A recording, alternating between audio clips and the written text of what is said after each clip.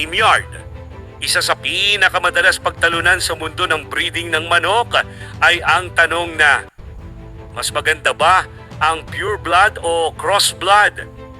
Maraming breeders ang may kanya-kanyang opinyon tungkol dito. May nagsasabing mas consistent ang pure blood. May iba namang naniniwala na mas may advantage ang cross blood. Pero ano nga ba talaga ang ibig sabihin ng dalawang terminong ito? Sa video na ito, pag-uusapan natin ang pure blood at cross blood sa breeding ng manok sa isang educational at transparent na paraan.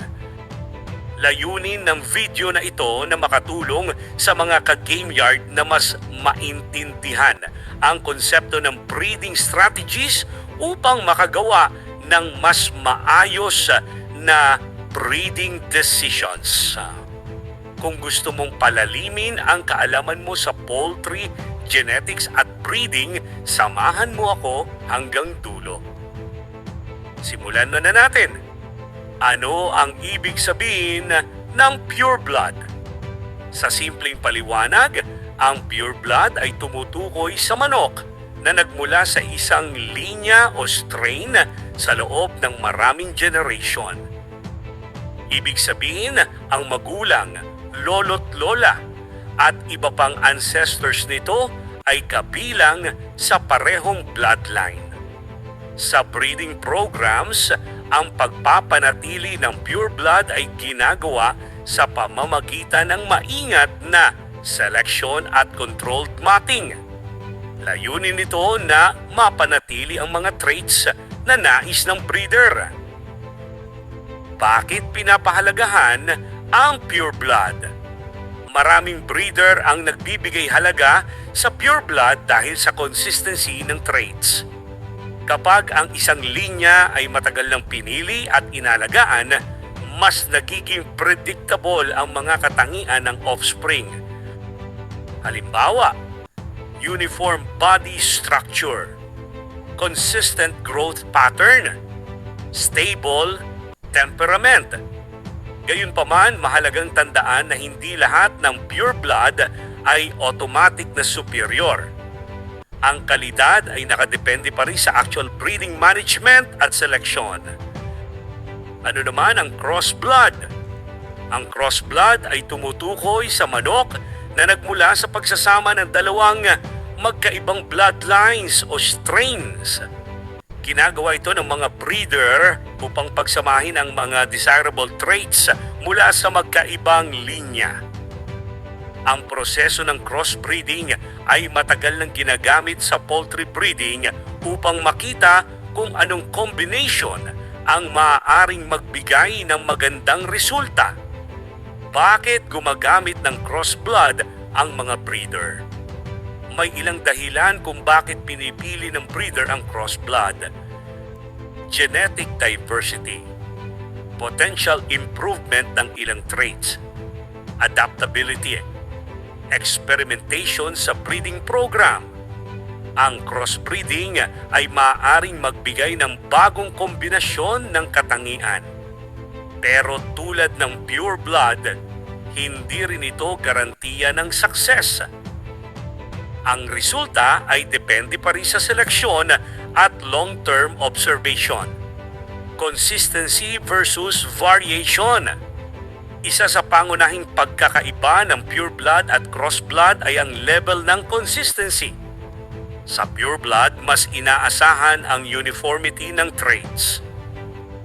Sa cross blood, mas mataas ang possibility ng variation. Ang variation ay hindi laging negatibo. Minsan, dito nagmumula ang opportunity para sa genetic improvement. Ngunit nangangailangan ito ng mas maingat na observation. Role ng genetics sa resulta. Sa breeding, mahalagang tandaan na ang bawat manok ay may genetic blueprint na nagmumula sa magulang. Kapag pure blood ang pairing, mas predictable ang kombinasyon ng genes. Kapag cross blood naman, mas maraming possible outcomes. Dito pumapasok ang kahalagahan ng breeding records, performance tracking, generational evaluation. Kailan mas practical ang pureblood? Sa ilang breeding programs, mas practical ang pureblood kapag ang goal ay preservation ng isang linya, stabilization ng traits, development ng sariling strain.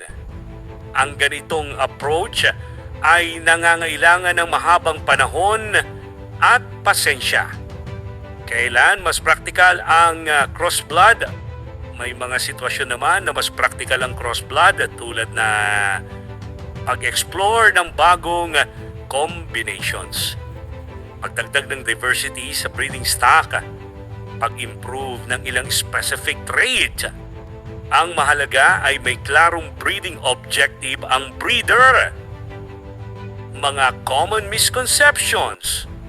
Isa sa common misconceptions ay ang paniniwala na pure blood ay laging mas maganda. Cross blood ay laging mas mahina. Sa realidad, ang kalidad ng manok ay nakadepende sa tamang pagpapalaki, nutrisyon, selection process, at breeding strategy.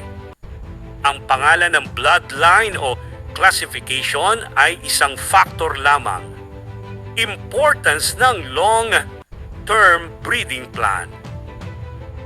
Ang success sa breeding ay kadalasang resulta ng malinaw na plano, consistent selection, patience sa pag-observe ng generations. Hindi ito instant process. Ang breeder na may structured approach ay mas may chance na makakita ng magandang resulta. Responsible breeding mindset. Mga ka-game yard, mahalagang tandaan na ang breeding ay may kasamang responsibilidad. Hindi lamang ito tungkol sa traits o performance. Kasama rin dito ang animal welfare, tamang management, sustainable breeding practices. Ang tamang kaalaman tungkol sa pure blood at cross blood ay makakatulong upang mas maging responsableng breeder. Sa kabuuan, ang pure blood ay tumutukoy sa pagpapanatili ng isang linya upang makuha ang consistency. Ang cross blood naman ay tumutukoy sa pagsasama ng magkaibang linya upang ma-explore ang bagong genetic combinations. Walang absolute na mas maganda sa dalawa. Ang mahalaga ay ang goal ng breeder at ang tamang implementation ng breeding program. Kung may natutunan kayo sa video na ito, mga ka-game yard, ay comment kung alin ang mas ginagamit ninyo, pure blood o cross blood. Subscribe sa Alpha Cord Game Yard para sa mas marami pang educational videos tungkol sa poultry genetics, breeding strategies, bloodline knowledge. Maraming salamat sa panonood. Hanggang sa susunod nating video.